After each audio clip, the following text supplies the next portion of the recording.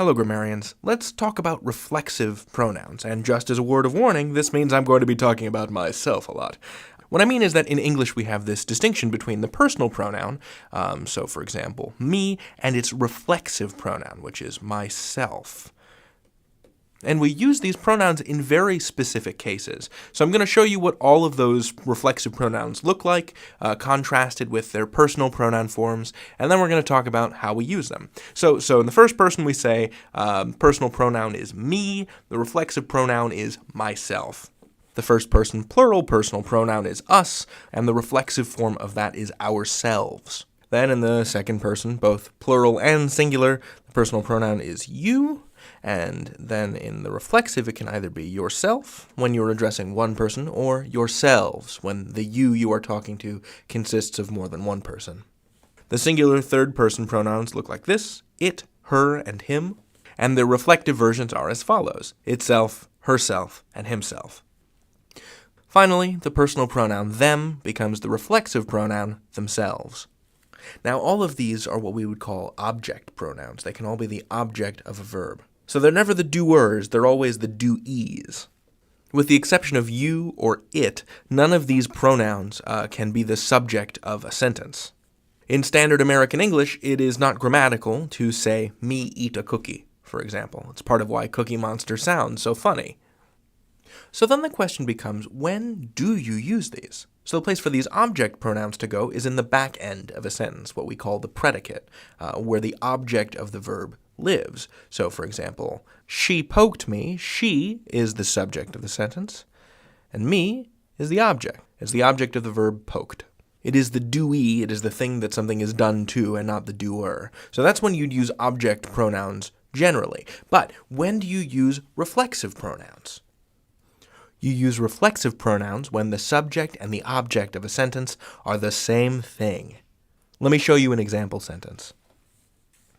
Janelle made herself breakfast. So in this sentence, herself and Janelle are the same person. As opposed to the other possibility, which is Janelle making breakfast for someone else. Janelle made us breakfast, and in this case, this usage is not reflective. She's not doing a thing for herself or to herself. She's making breakfast for other people. And so you just use the regular personal object pronoun there.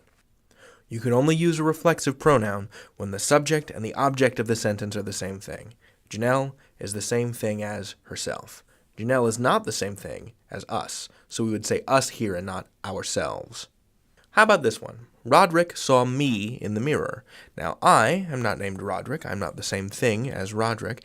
And if I were writing a sentence about myself, I would say, I saw myself in the mirror. Roderick and I and me are not the same person. I and myself are the same person. The same person as Roderick is Roderick. So, if we were to say Roderick saw Roderick in the mirror, we would render that as Roderick saw himself. Because the subject here and the object here are the same thing. So remember, you use reflexive pronouns when the subject and the object of a sentence are the same thing. It's really easy to get tripped up this way, especially if there's a compound object in the sentence. For example, you can talk to Vidya or myself. I see this all the time. And in standard American English, this is not correct because you is not the same thing as me.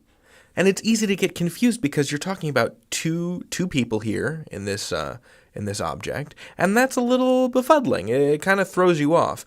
And so there's a test you can do if you're unsure of whether or not it should be Vidya or myself, or Vidya or me, which is what I would say. How do you tell? Take the other person out of the object, just for a little bit. So would you say, you can talk to myself, or would you say, you can talk to me? Well, since we know that you is not the same thing as myself, and you can only use reflexive pronouns when the subject and the object are the same thing, the answer is me. So then, we bring Vidya back, we bring the other part of the object back, and it becomes, you can talk to Vidya or me. So, when in doubt, sub it out. Take the other part of the object and just pretend it's not there, and just think about how the subject and the object connect. chances are you won't actually end up using a reflexive pronoun. Perform that little check and you'll never go wrong. You can learn anything. David out.